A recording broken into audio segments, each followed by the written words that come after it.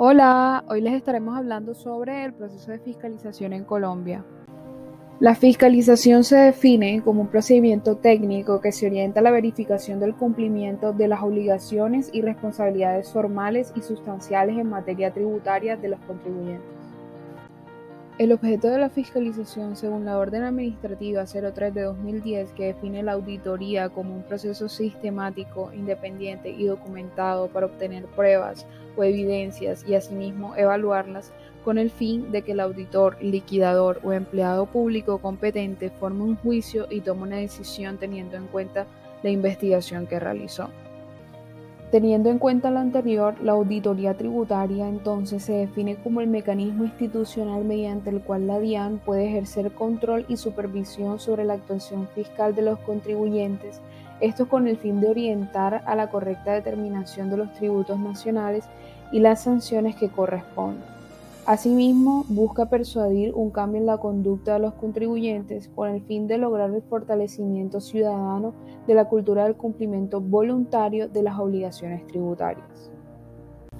Podríamos decir entonces que la fiscalización es la razón de ser de la administración tributaria. Este es un mecanismo fundamental que permite combatir las conductas de los contribuyentes que se orientan al fraude fiscal, ya sea en forma de evasión o de elusión. Como lo hemos mencionado, la fiscalización es un proceso investigativo que adelanta la administración tributaria, en nuestro caso lo adelanta la DIAN. Según el artículo 684 del Estatuto Tributario, la administración tributaria tiene amplias facultades de fiscalización e investigación para asegurar el cumplimiento de las normas sustanciales. Para cumplir con este proceso investigativo, la administración tributaria podrá verificar la exactitud de las declaraciones u otros informes cuando lo considere conveniente. Podrá adelantar investigaciones que estime convenientes para establecer la ocurrencia de hechos generadores de obligaciones tributarias que no han sido declaradas, o puede citar o requerir al contribuyente o a terceros para que rindan informes o contesten interrogatorios. También podrá exigir del contribuyente o de terceros la presentación de documentos que registren sus operaciones cuando unos u otros estén obligados a llevar libros registrados. Podrá ordenar la exhibición y el examen parcial de los libros, comprobantes y documentos tanto del contribuyente como de terceros legalmente obligados a llevar contabilidad, y podrá en general efectuar cualquier diligencia necesaria para la correcta y oportuna determinación de los impuestos, facilitando al contribuyente la aclaración de cualquier duda u omisión que conduzca a una correcta determinación. En términos generales, la evasión es la acción consciente e intencional de evitar, esquivar o escapar a un compromiso determinado. La evasión tributaria o fiscal consiste en el incumplimiento por parte de los contribuyentes de su obligación de declarar y de contribuir con las cargas fiscales. La evasión corresponde a las siguientes acciones: la no presentación de la declaración de impuestos estando obligado a ella, el no registro del ingreso en la declaración de impuestos en correspondencia a lo que establece la ley, y la inclusión de partidas inexistentes en la declaración de impuestos a fin de disminuir la carga tributaria.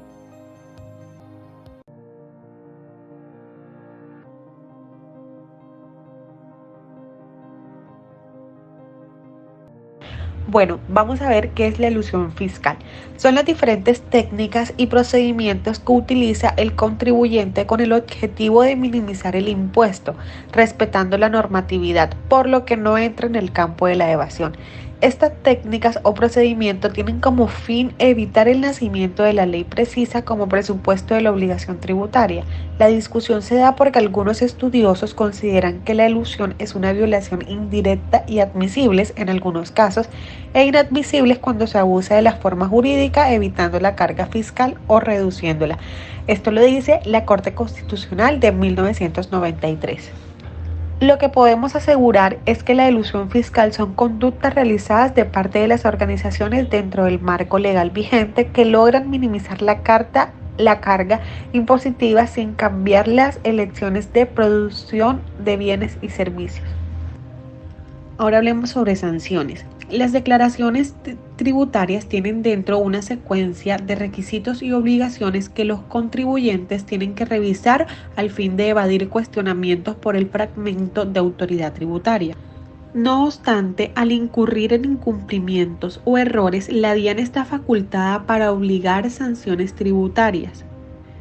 En primera medida, es fundamental poner en claro que cada una de las sanciones tributarias permanecen contempladas expresamente en la normatividad, o sea, en el Estatuto Tributario Nacional, y cada una se refiere a un tipo de incumplimiento o irregularidad. Para esta situación centraremos la atención en las sanciones aplicables a las declaraciones. Las declaraciones se derivan del incumplimiento del contribuyente en las declaraciones tributarias. La DIAN puede imponer las sanciones mediante los siguientes actos fiscales: resolución independiente o en las liquidaciones oficiales. Los intereses monetarios se generan independientemente de la sanción aplicable, pero solo sobre el impuesto o retención debida. Los contribuyentes voluntariamente pueden liquidar las sanciones correspondientes sin necesidad de un acto administrativo previo por parte de la DIAN. Generalmente, si esto sucede, el que se beneficia es el contribuyente, ya que se le hace una reducción a la sanción. Existe un valor mínimo para cualquier sanción, el cual para el año 2020 es equivalente a 356.000 pesos. Hablemos un poco sobre los programas de fiscalización.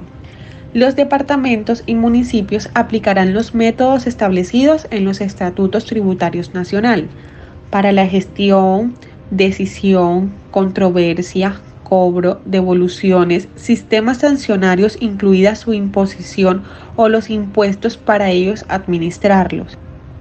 El costo de las sanciones y el concepto de la aplicación de los métodos anteriormente van a poder disminuirse y simplificarse conforme a la naturaleza de sus tributos y teniendo presente la proporcionalidad de estos respecto al costo de los impuestos, creados para promover el cumplimiento voluntario de las obligaciones de los contribuyentes en situaciones como verificar el adecuado cumplimiento de las normas tributarias, así como la correcta aplicación de sanciones y liquidaciones de impuestos, realizar visitas masivas a establecimientos de comercio, prestadores de servicios, con el fin de verificar el cumplimiento de obligaciones formales como facturación, sistemas técnicos de control, etc. Adelantar las diligencias necesarias para determinar la obligación de aclarar realizando investigaciones, sustentaciones de expedientes y proferir peligros de cargo. Teniendo en cuenta toda esta información, vamos a decir cuál es el objetivo de los programas de fiscalización, y pues son verificar de manera integral el cumplimiento de las obligaciones sustanciales y formales de los contribuyentes responsables o agentes retenedores. El origen de los programas de fiscalización es investigación a los contribuyentes no registrados en los archivos de la AAT. Dentro de las funciones que le han sido otorgadas a la DIAN se encuentra la de establecer sanciones mediante algunos requerimientos. Dentro de los requerimientos de la DIAN son oficios de carácter administrativo que suelen ir dirigidos a contribuyentes o a responsables de la obligación tributaria de declarar o pagar impuestos. A los requerimientos se le deben dar respuestas oportunas, honestas, claras y de manera obligatoria. Así lo establece el artículo 648 del Estatuto Tributario. El requerimiento ordinario es una notificación que se le envía al contribuyente solicitando información o en ocasiones solicitándole una acción, ya sea corregir una declaración o presentarla. Dependiendo del requerimiento ordinario, es obligación responderlo o no. Hay un caso en el que el requerimiento ordinario tiene las mismas connotaciones que el emplazamiento para corregir, y en este caso el contribuyente no tiene la obligación de responder ni de corregir la declaración. En caso tal de que el contribuyente opte por no corregir la declaración, entonces la DIAN profiere un requerimiento especial en el cual el contribuyente tiene la obligación de responder, y en este la sanción que se impone es mucho mayor a la sanción que se paga si se actúa en ocasión al requerimiento ordinario. En caso tal de que el requerimiento ordinario para solicitar información de cualquier tipo sí es obligatorio y el contribuyente debe enviar la información solicitada por la DIAN. En estos casos, el contribuyente tiene un plazo de 15 días para dar respuesta a este tipo de requerimientos, y la DIAN puede otorgar un plazo superior pero nunca inferior a 15 días. El requerimiento especial es un acto administrativo que profiere la DIAN con el cual se da inicio formal al proceso de fiscalización a las declaraciones tributarias privadas presentadas por el contribuyente. Este requerimiento especial tiene como finalidad modificar la declaración privada presentada inicialmente por el contribuyente cuando la DIAN tiene indicios o pruebas de que esa declaración tiene errores o inconsistencias. El tiempo que tiene la DIAN para notificar el requerimiento especial es por regla general de 3 años, y en el artículo 707 se señala que el contribuyente cuenta con 3 meses de plazo para dar respuesta al requerimiento. En caso tal de que el contribuyente no responda al requerimiento especial, la DIAN procede a proferir la liquidación de revisión, donde determinará el impuesto o las retenciones a cargo del contribuyente. El contribuyente perderá su derecho a la defensa y no podrá reducir su sanción. La liquidación de aforo es el mecanismo mediante el cual el Estado, por medio de la DIAN, determina el impuesto que debe pagar determinado contribuyente cuando éste ha omitido determinarlo por sí mismo mediante la presentación de la declaración tributaria respectiva. La liquidación de aforo es el último recurso que utiliza el Estado para determinar oficialmente la obligación sustancial del contribuyente, de manera que previo a este último paso se deben agotar otras medidas que señala la norma. Cuando la DIAN detecta un contribuyente que no ha presentado una declaración tributaria, el primer paso que sigue es el notificar el emplazamiento para declarar. Si el contribuyente aún no presenta la declaración, la DIAN impone la sanción por no declarar, según lo contempla el artículo 716 del Estatuto Tributario. Impuesta la sanción por no declarar y aún así el contribuyente no declara, entonces la DIAN de forma oficial entra a determinar el impuesto o retenciones a cargo de este contribuyente en la liquidación de aforo. El término definido que tiene la DIAN para proferir la liquidación oficial de aforo es de 5 años, desde la fecha en que vence el plazo para presentar la declaración tributaria.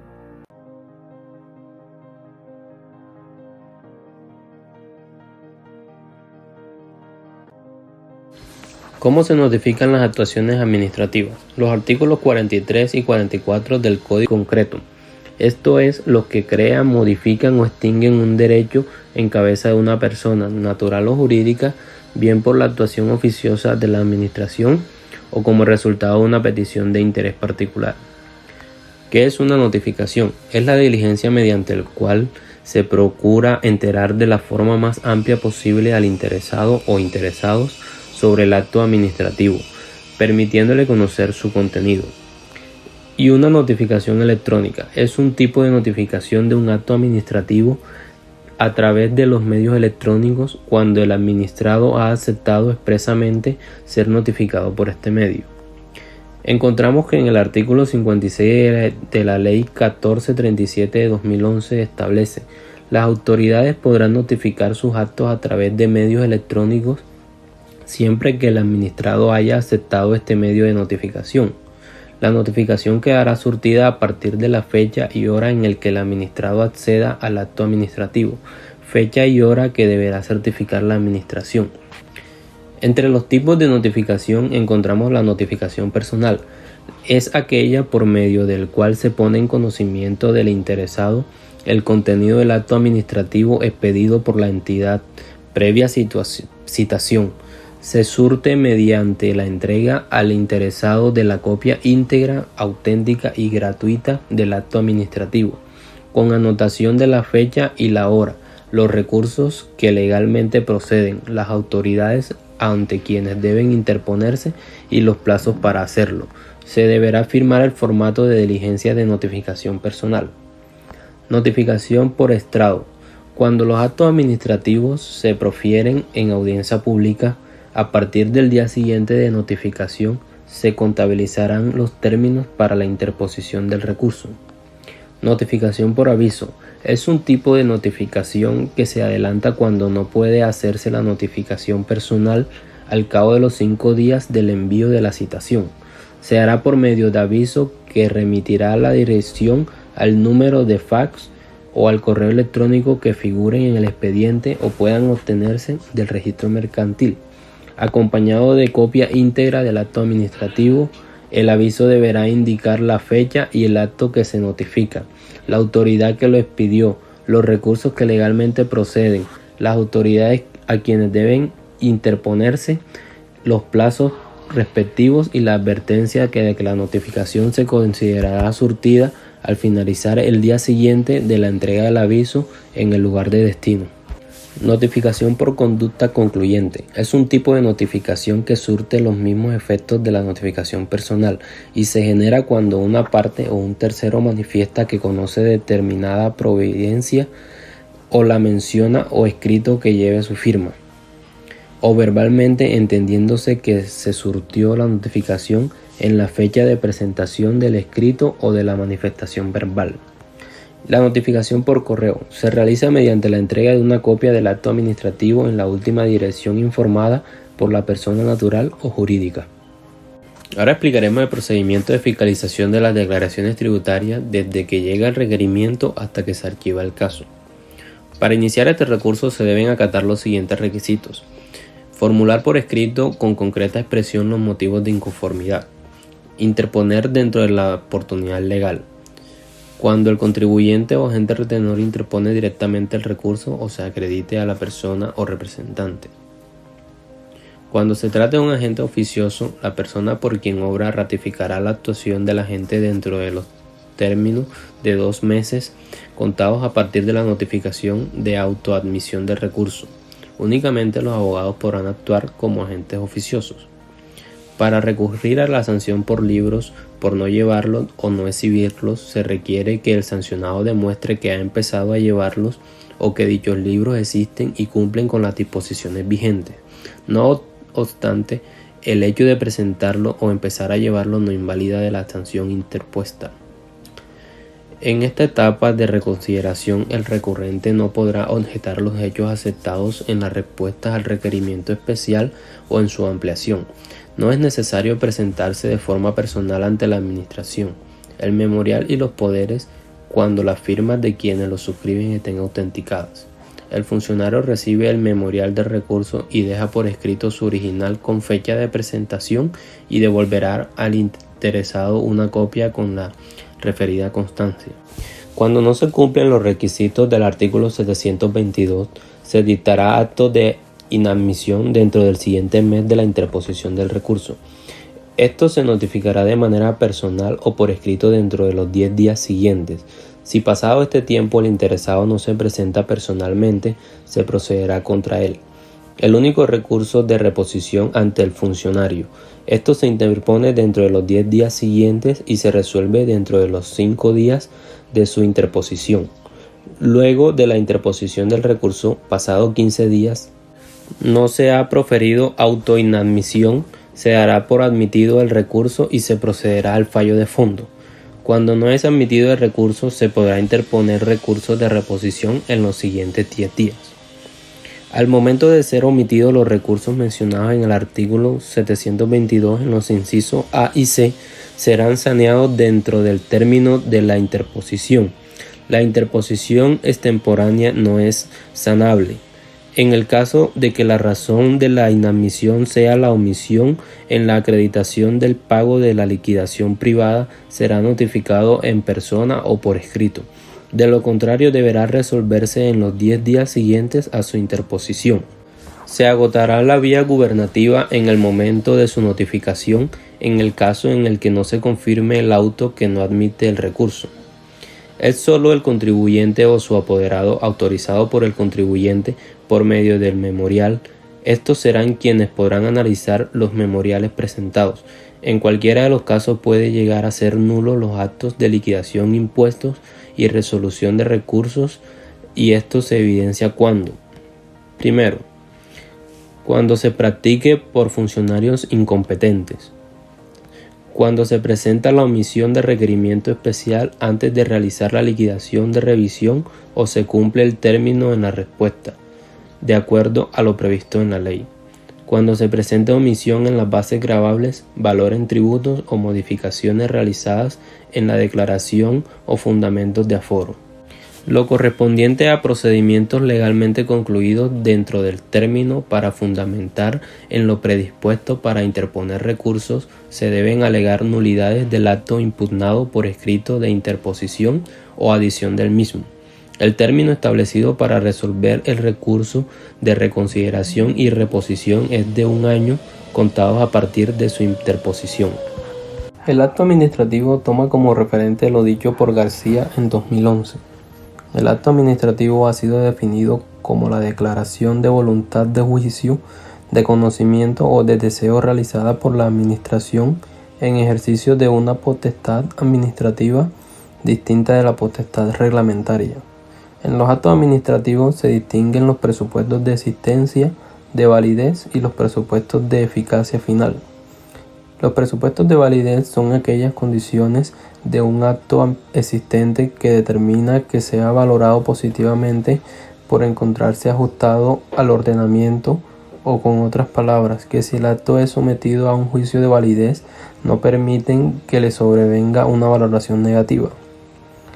Los procedimientos a seguir en los actos administrativos son la iniciación, la fase de alegaciones, la fase de informe, estas pueden existir o no, el trámite de audiencia y la resolución.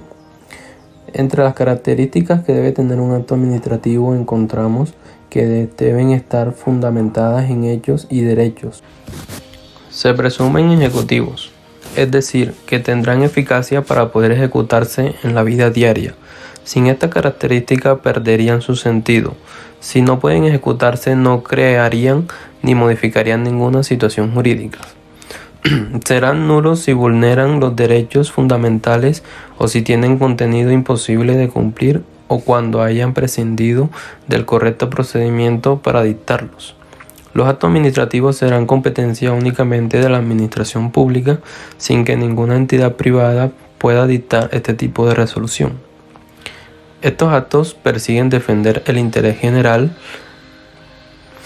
Tipos de actos administrativos: expresos o presuntos. Los actos expresos son aquellos que quedan por escrito y los presuntos son los que se presumen sin que se hayan dictado.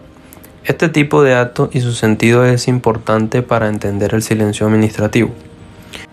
Favorables o desfavorables. Se consideran favorables si amplían los derechos o conceden lo pedido por el ciudadano o administrado. Los desfavorables también pueden llamarse de gravamen y estos reducen algún derecho del ciudadano. Definitivos o de trámites. Los definitivos son aquellos que resuelven plenamente la controversia.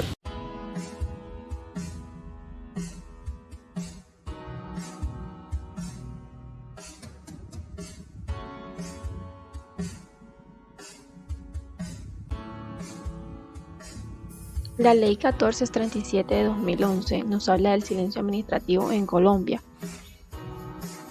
Hoy hablaremos un poco sobre el silencio administrativo, su definición y cómo se divide. El silencio administrativo es un mecanismo de protección instrumental del administrado que ofrece cierta efectividad del derecho constitucional de petición. Mediante el silencio administrativo se crean consecuencias jurídicas por la inactividad de la administración. Cuando ésta no responde al cabo de un tiempo definido a las peticiones o recursos que se le presentan.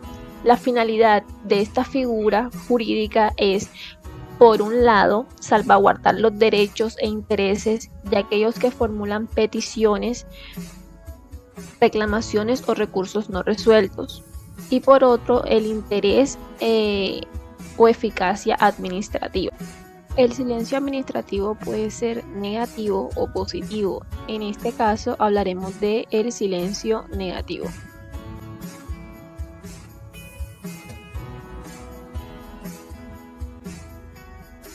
El artículo 83 de la Ley 1437 de 2011 nos habla del silencio negativo que transcurrido 3 meses contados a partir de la presentación de una petición, sin que se haya notificado decisión que la resuelva, se entenderá que esta es negativa. En los casos en que la ley señale un plazo superior a los 3 meses para resolver la petición sin que ésta se hubiera decidido. El silencio administrativo se producirá al cabo de un mes contando a partir de la fecha en que debió adoptarse la decisión. No dar respuesta a una petición o recurso no es una alternativa para la administración, ya que tiene la obligación de pronunciarse en uno u otro sentido. Para tener claro lo que es el silencio negativo, podemos decir que el silencio negativo se presume que la administración deniega la petición, recurso o reclamación interpuesta por el interesado.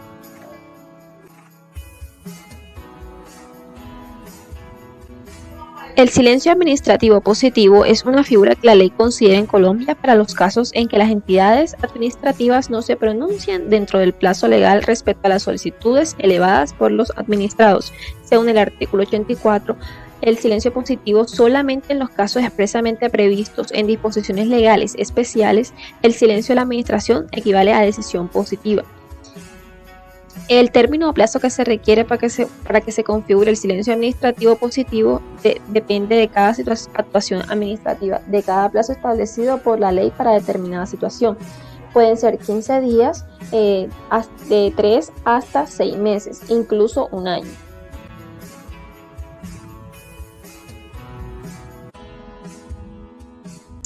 ¿Qué se debe tener en cuenta cuando la DIAN llega a hacer una visita? Es importante que la inspección contable debe ser realizada por un funcionario de la DIAN competente para ello. La DIAN puede llevar a cabo inspecciones tributarias por los siguientes motivos. El contribuyente solicita que se efectúe la inspección tributaria cuando se solicite con intervención de testigos. La DIAN ordena la práctica de la inspección tributaria con el fin de verificar la exactitud de las declaraciones tributarias.